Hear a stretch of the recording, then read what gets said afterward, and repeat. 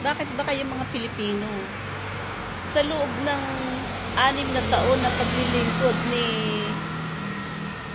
PRRD,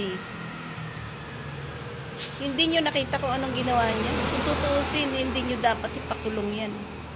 Hindi niya kasalanan yung mahalin at protektahan ang kanyang mga anak. Ganun yung isang ama. The best na father yan. Kaya yung ginawa ng pagpapakulong sa kanya, ako na, kahit wala ako sa politika, ako nang nakakakita na hindi nyo dapat gawin yan sa kanya. At kayong mga Pilipino, yung nagsasabi ng mga Jutae, Lustay Sara, Sara Lustay, anong utak kayo meron? Anong mata kayo meron? Wala kayong mga utak, Pulpul talaga ang utak nyo. Bakit? Hindi nyo nakikita kung alin ang tama at mali at kung sinong mabuti at masama.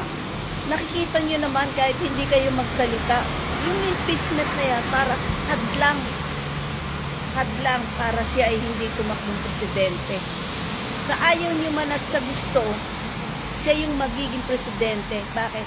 Siya yung tinalaga ng Diyos to become the leader. Kasi si Tatay Digong, anong ginawa nyo? Pinakulong nyo. Tinulungan ang mga Marcos. Pinalibing yung tatay niya. Tumulong siya. Sa dami-dami ng mga naging presidente, hindi ginawa yun. Pero si Tatay Digong ang maraming nagawa at pinalibing yung tatay ng Marcos. Anong ganti na ginawa ng mga yon? Anong ganti? Di siya ay ipakulong din, dalhin sa Netherlands, dalhin sa The Hague.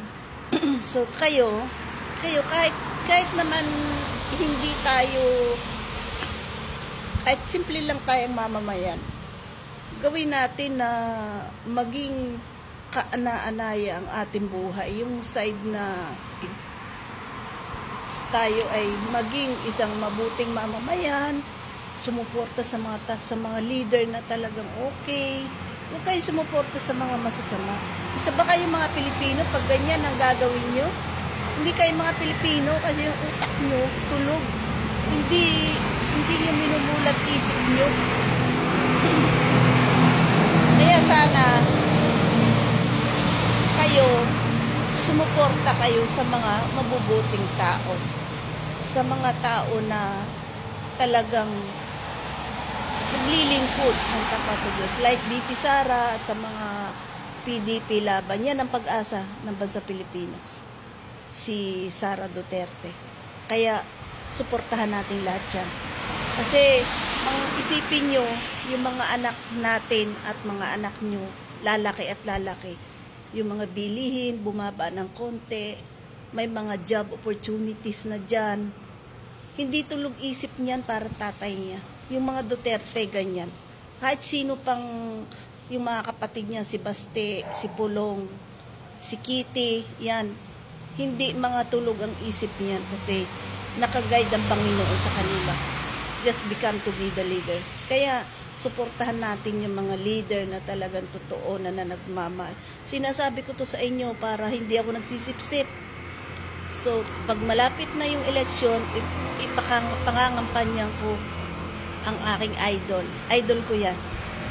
Umahanga ako sa mga singer. Mostly, idol ko yan. Si Sara, idol ko yan. Just feel like that little sister. Mas matanda ako sa kanya, I think that. Just 40 plus. Ako naman ngiting a little bit. So, suportahan natin si Sara palagi.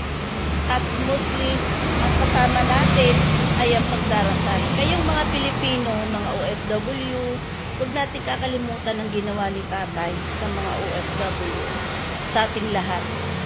Yung mga ginawa niyang mabubuti, naging mabait na father siya, yung sa COVID-19, mga Pilipinong nire-rape. Mo ngayon, hindi na ginagawa yan. Kasi si tatay ay nagbatas nun. So, kapag mayroon pang mga Duterte na aapil ang presidente, suportahan natin. Lalo na kung si Sara sa susunod, nagpapalit na naman ng 6 na taon eh. Mga kapatid niya ay try natin, yung mga bababait na tao, to become growing yung ating mga anak. Turuan nyo yung mga anak nyo ng mabuting asal at mag-aral mabuti. Mostly ang pag-aaral. Bago ka maging leader, you must study more. Then, doon mo masasabi na itinalaga ka ng Diyos, kailangan mo pa rin mag-aral. Pero kung gusto ng Diyos, walang hadlang ang kahit sino kapag gusto ng Diyos. Ay yung mga nagsasabi ng Jutae, Sara Lustay, galit ako dyan.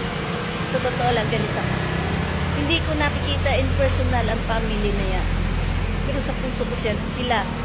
Dito sa puso ko sila minahan. Hindi sa isip, hindi din sa mata, hindi sa anumang bagay. Dito ko sila naramdaman na totoo sila nagmamahal. Mapagmahal din kasi ako. Kaya, what I feel that people loving sa mga taong okay. Ang hiling ko, lagi tayong safe. Sa isang araw, kumakain tayong 3 beses. At higit sa lahat, hinihiling ko na sana lagi tayong may time na hindi tayo makapunta ng simbahan, will be prayer. Mostly. God bless. Ako to. Totoo to. Yung sinasabi ko sa inyo, totoo.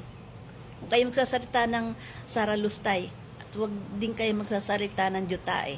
Galit ako. God bless.